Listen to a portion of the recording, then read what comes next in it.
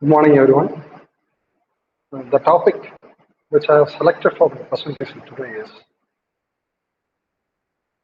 Still I Rise, written by African American writer Maya Angelou.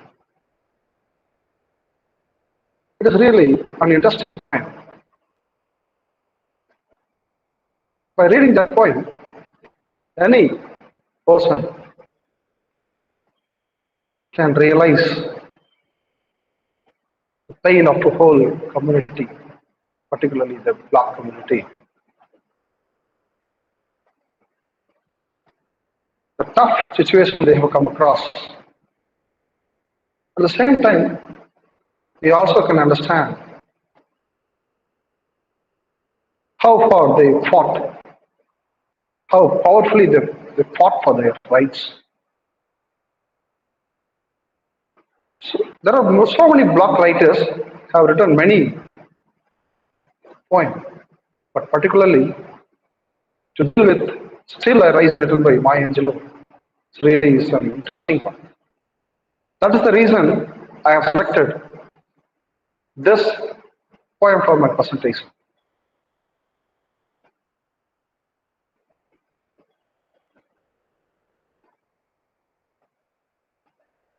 What I have done here is I have just analyzed the poem, what is about Still I Rise. At the very outset, I would like to introduce who is Maya Angelou. She is a black woman. Other than being a poet, she was also a playwright, actor, and author. She has written a collection of poems, and she also tried best of writing plays. And later, she has got a chance to act in a play. And then she also has written many autobiographies, like I Know Why the Caged Bird Sings, The Heart of a Woman, All God's Children Need Traveling Shoes. So she has written 7 autobiographies. And particularly, to know something more about her, she has have been active in participating social right movements. I believe you all know this. Civil rights movements. People who belong to black community, they all were slave once. They all traveled with the help of a big ship, and they're all slaves in America. They were slaves in America. The white people used them in many places for doing their.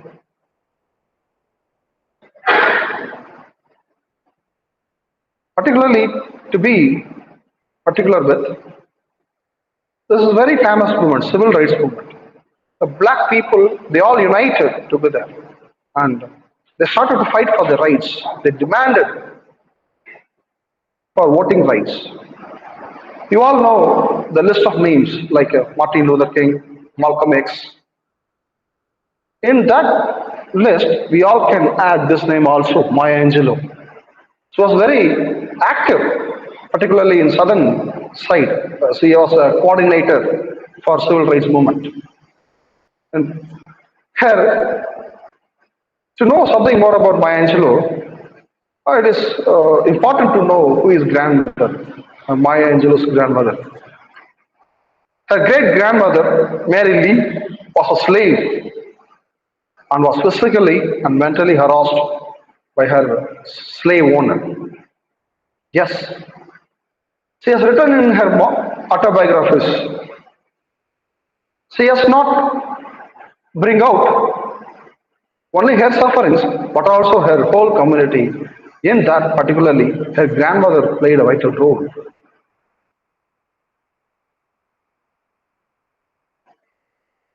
And particularly, we all have to Take this into consideration. Her early life. At the age of 8, she was raped, and because of that, she faced many problems. She started, she stopped speaking. He didn't speak to anyone. He kept mum herself. At the age of 16, with help of a teacher, she was introduced to literature. That was the important moment. That was the change in her life. That teacher really had done a good job to change Maya Angelou's life. And now let me come to the point. I have selected few. In this poem, the main 7 poetic devices are used. Already I told you I am analyzing the poem. Main thing I have classified is first one is repetition, rhythm, symbolism, imagery, hyperbole, and metaphor. Repetition, you all know this. Once we repeat anything, it shows that we are giving much importance for that. Rhyme, you all know that. Yes, it is the music in a poem. Symbolism, words, words have power to express the symbols. Imagery, you all know that. The word has power to bring images in our mind. Hyperbole is nothing but exaggeration. Metaphor, it is direct comparison with one with another one. Rhetorical questions. There are so many questions repeated in this poem. Now let us have a look at this one, repetition. In this poem, there are so many stanza, lyrics, words have been repeated. Words, stanza, phrases, sounds, syllable, sentence, or lines. Something over and over throughout the poetry. It doesn't mean that she couldn't write many phrases, but she tried her level best to stress particularly with help of the words, same stanza, same phrase, same sound, syllable, and everything. Now let's have a look at this. You all can have a look at the lines of the poem. You may write me down in history with your bitter, twisted lies. You may trod me in the very dirt, but still, like dust, I will rise. Just like moons and like suns, with the certainty of tides, just like hopes, springing high, still I rise. You may shoot me with your words, you may cut me with your eyes, you may kill me with your hatefulness, but still, like air, I rise. You all can see the same lines, same words have been repeated so many times. There is a reason for this. Throughout the poem continues to use still I rise. You all may think why this writer, Maya Angelou, has written still I rise and again I again. There is a reason for it. It shows her certainty. It shows her power to act against any stress.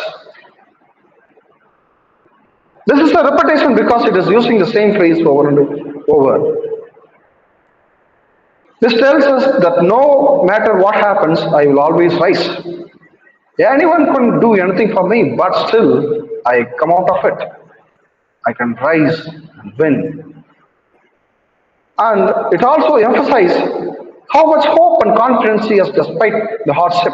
Yes, it's true.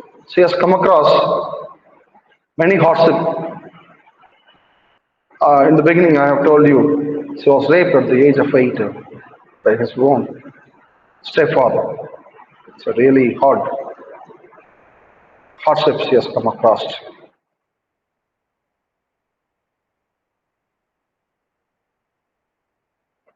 Yes, throughout the poem, the saying, I rise, I rise, I rise, I rise. You all could see in every stanza. Out of the heads of history, saying, I rise. Yes, they faced many shame, insults, pains, but she says, I rise. Up from the past, they rooted in pain. Yes, the root of their community is pain, but still rise. I'm a black ocean, leaping and wide, welling and swelling. I bear in the tide, leaving behind nights, terror and fear. Yes, there were so many nights that black people didn't sleep well. You all may think why this my Angelou has referred a ocean as black. Black always refer to suffering or pain, depression. So ocean, you all can see the word ocean. They have undermined the pain like a ocean. Into a daybreak that's wondrously clear, I rise.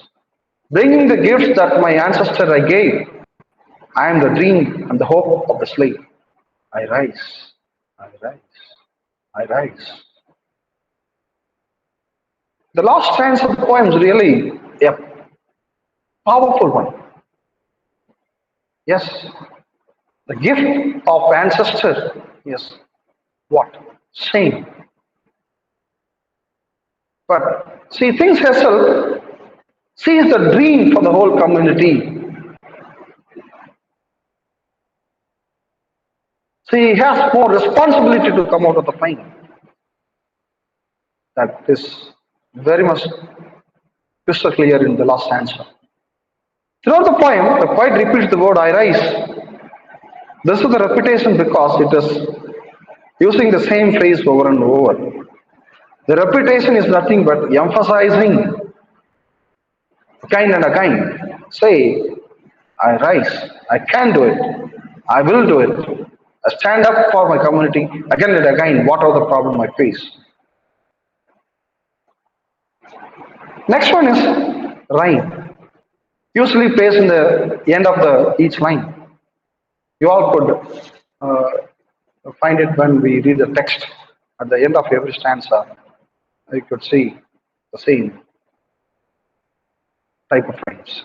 Correspondence of sounds between words or ending part of words gives the reader clues of meaning of the poem. Yes, of course. Once you go through the poem, once you read the poem, you all can understand the meaning of it.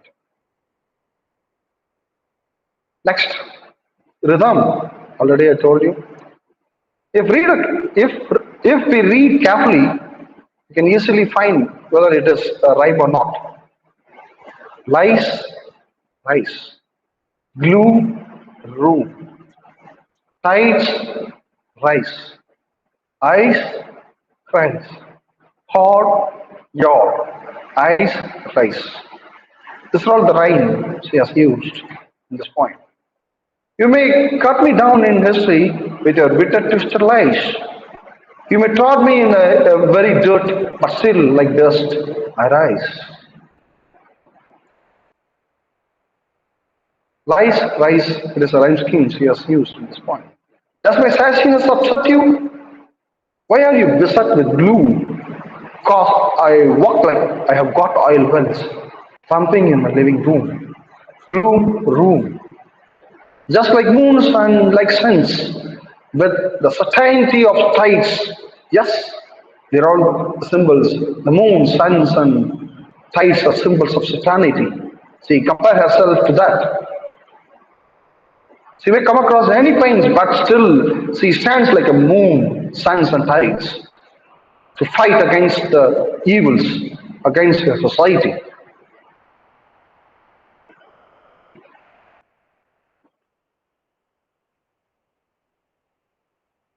Yes, it is really interesting questions.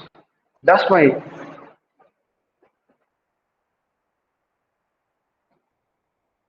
sustenance upset you?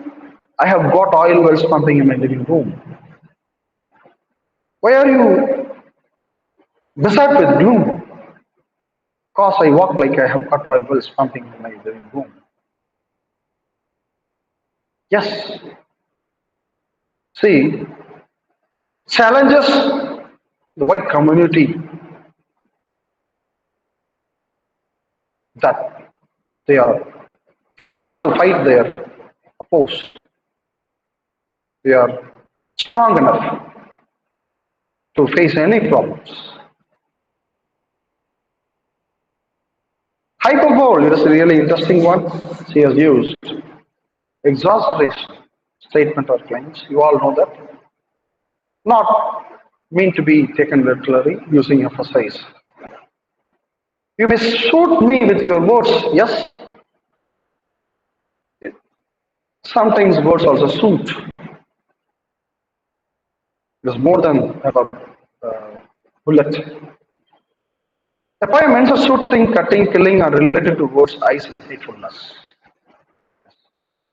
You may cut me with your eyes, not cut anyone with your eyes, but the eyes has a power of cutting.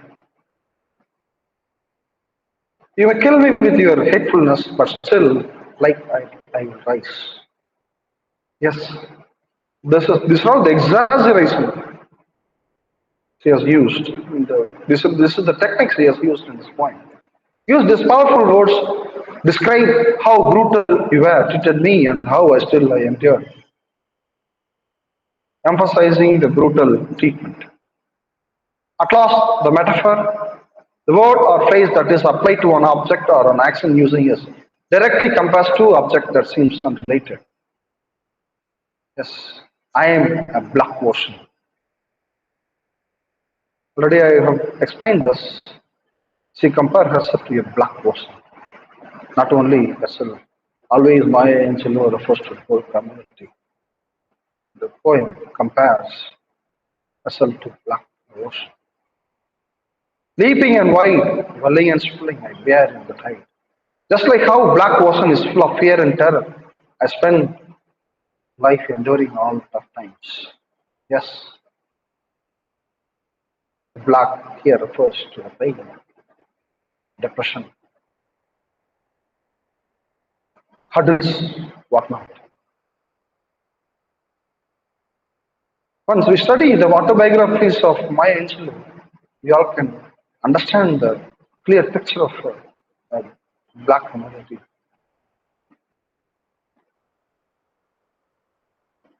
There are so many questions he has asked. Yes, these are all the questions of pain. Does my sadness upset you?